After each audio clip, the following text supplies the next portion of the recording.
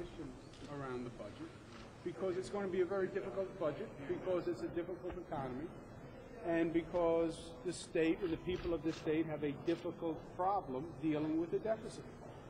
You know, and if we had all the money in the world, this would be a very simple conversation. By the way, even in years when we do have all the money in the world and we're giving out additional money, it's still difficult, because the question is, who did I get as much as I should have gotten? But this is going to be a difficult conversation. There's no doubt about that. Governor, what about issues of security and safety, taking down the barriers and so on? You know, we discussed those issues. Many of these security measures were done post 9/11. And after 9/11, everyone remembers, for good cause, there was a heightened urgency about security, and that's when many of these precautions were done. We are very serious about security. We'll have many security measures around the Capitol, but blocking off State Street wasn't necessary to protect the security. There are other ways you can do it without inhibiting buses and people.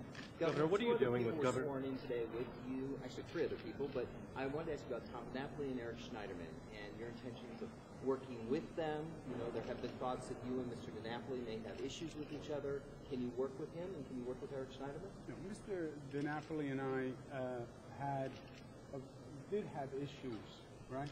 They were not personal issues, they were real, serious issues in terms of matters that I was working on at the Attorney General's office.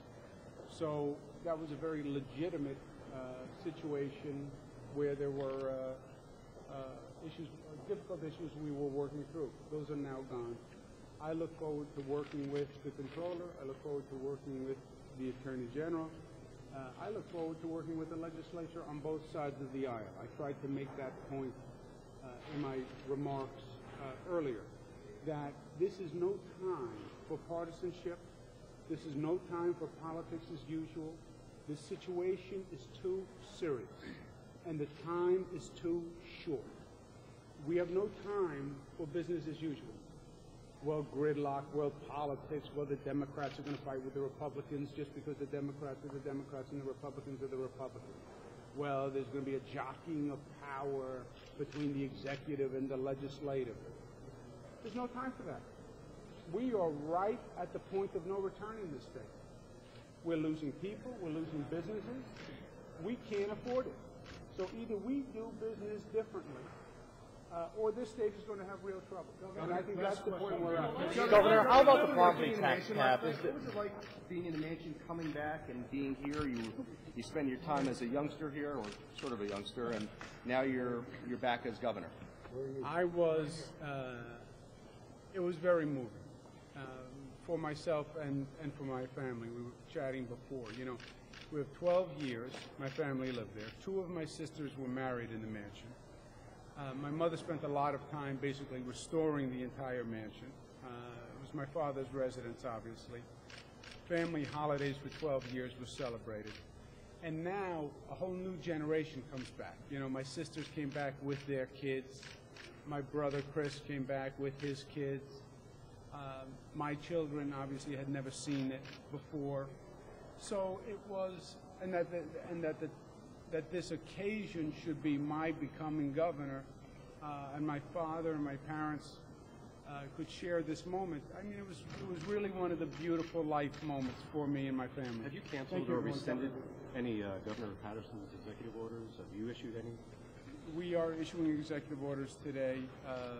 We're issuing one right now about the barrier removal and the access, and we'll be issuing more. Well, Governor,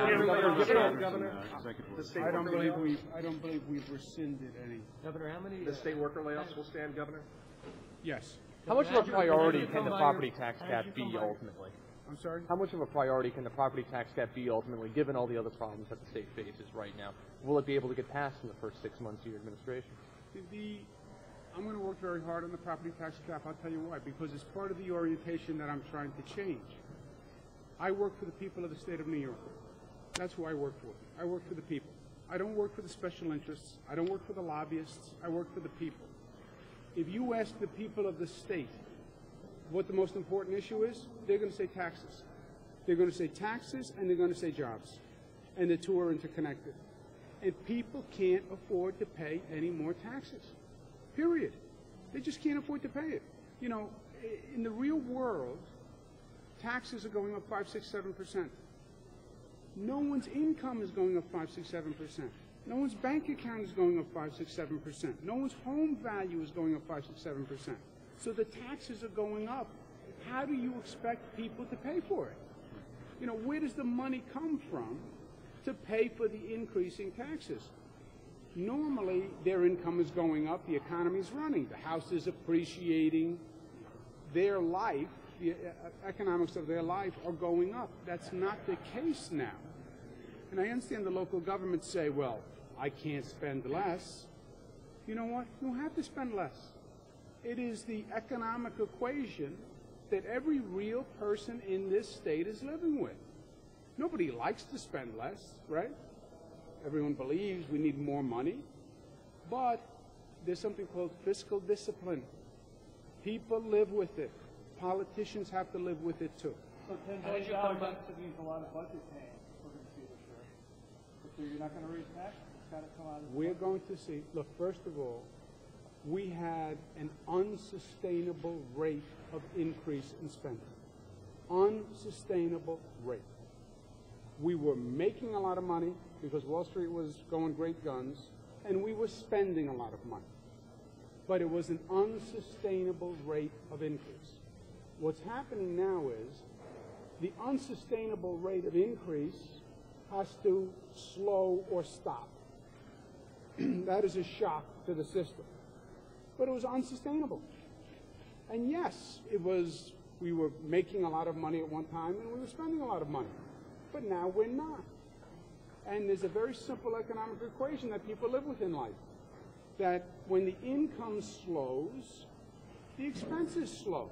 Revenues slow, your expenses have to slow. You're making less money, your household can spend less money. Government has to live with the same basic fiscal discipline. We're making less money. How did you come to your pronunciation of Senator Skelos' last name? Skelos. No? Skelos, Said you said. Skelos. You said Skelos. I said Skelos? Yeah. Silverway. Skela. Thank you. No, I meant to say Skelos. Governor, you talked about the need to right-size state government. Can you talk about First of all, I'm not going to respond to any questions from you about my accent, and that's how Christopher Walken pronounces it. Governor, you talked about the need to right-size state government. There are a lot of public employees here who have just been laid off. How many more will there be? Well, first of all, when I say right size, I'm focusing more on the function. Because one thing you'll hear in the state of the state, the numbers that we're talking about are so large that you can't do this exercise as a budget-cutting exercise. You're going to have to redesign the programs. You're going to have to redesign and reinvent the program. Because you can't do these things the same way with that much less money. You know what I'm saying? There's a point in time when the expense cut is so dramatic that it's going to force a program cut or an operating cut. And that's where we are.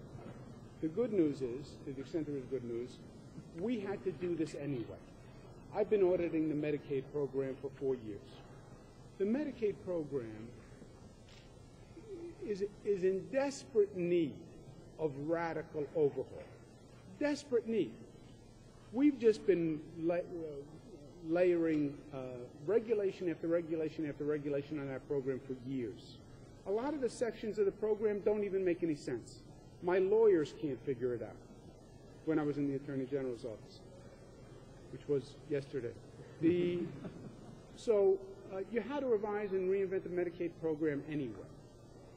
This budget season, I think, is an opportunity to do that. It actually forces that choice, because you can't just do it by cuts. So when I say reorganize state government, you have to reorganize state government because it doesn't work.